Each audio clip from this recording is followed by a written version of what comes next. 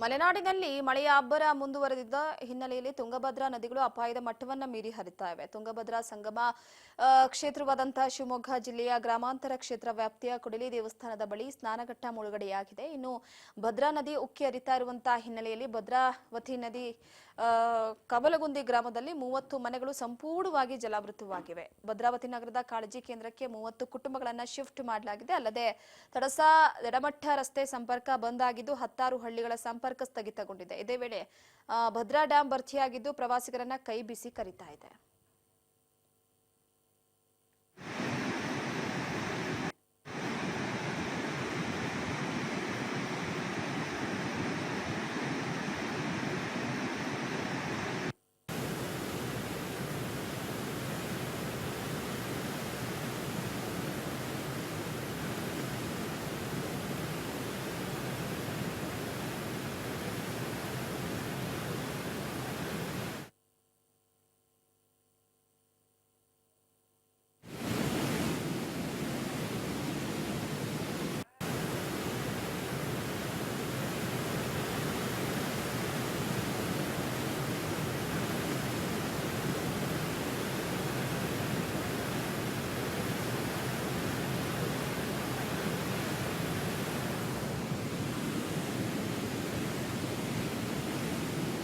ಮಳೆಗಾಲ start ಆದಾಗಿಂದನೂ wait ಮಾಡ್ತಾ ಇದ್ವಿ ಯಾವಾಗ ಭದ್ರಾ ಡ್ಯಾಮಿನ ನೀರ್ ಬಿಡ್ತಾರೆ ಅಂತ ನೋಡೋದಕ್ಕೆ ಆಗೋಂತ ಸಂತೋಷನೇ ಬೇರೆ. ಫೈನಲಿ ನೀರ್ ಬಿಟ್ಟಿದ್ದಾರೆ.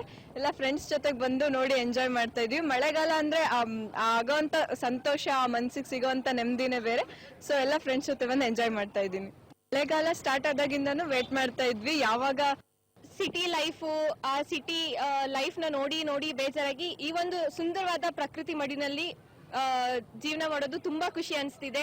ಅದರಲ್ಲೂ ಈ ಮಳೆಗಾಲ ಹೊಸ ಜೀವನ ಅಂತ ನನಗೆ ಅನಿಸ್ತಿದೆ. ಯಾವುದೇ ತರದ್ ಬೇಜಾರಾಗಿರ್ಲಿ ಈ ಪ್ರಕೃತಿ ಮಡಿಲಿನಲ್ಲಿ ನಾವಿದ್ರೆ ಎಲ್ಲಾ ತರದ ಖುಷಿ ನಮಗೆ ಭದ್ರಾ ಡ್ಯಾಮಿಂದು ಕಳೆದ ವರ್ಷ ನೀಡಿದಲ್ಲೇ ಯಲ್ಲಾಪುರ ಭಾಗದಲ್ಲೂ ಸುಮಾರು ಬೋರ್ಗಳು ನಿಂತೋಯ್ತು. ಈ ಸತಿ ಒಳ್ಳೆ ಮಳೆ ಹೋಗಿ ಭದ್ರಾ ನದಿ ನೋಡಲಿಕ್ಕೆ ಒಂದು ಪ್ರಕೃತಿ ನೋಡಲಿಕ್ಕೆ ಹೆಚ್ಚಿನ ಸಂತೋಷ ಆಗ್ತಾ ಇದೆ. ಹಾಗೆ ಯಲ್ಲಾಪುರದಲ್ಲಿ ಮಿಣಸೂರು ಸೇತುವೆ ಹತ್ರ ಸೇತುವೆ ಎಲ್ಲ ಮುರಿದೋಗಿ ಮೊನ್ನೆ ಸಾವಾಗಿದೆ. ದಯವಿಟ್ಟು ಮನೆ ಟಿ ರಾಜಗೌಡರು ಸಂಬಂಧಪಟ್ಟ ಅಧಿಕಾರಿಗಳಿಂದ ಅದನ್ನು ಜಲ್ದಿ ರಿಪೇರಿ ಮಾಡಿಸ್ಬೇಕನ್ನೋ ನನ್ನ ಭಾವನೆ. ಹಾಗೆ ಎಲ್ಲ ನಿನ್ನೆ ಸಿದ್ದರಾಮಯ್ಯರು ಮೊನ್ನೆ ಕಾವೇರಿಗೆ ಬಾಗಿನ ಬಿಟ್ಟಿದ್ದಾರೆ. ನಮ್ಮ ಕ್ಷೇತ್ರ ಶಾಸಕರು ಒಂದು ಈ ಡ್ಯಾಮಿನ ಖುಷಿಯಲ್ಲಿ ಬಾಗಿನ ಬಿಡಲಿ ಅಂತ ನಮಗೆ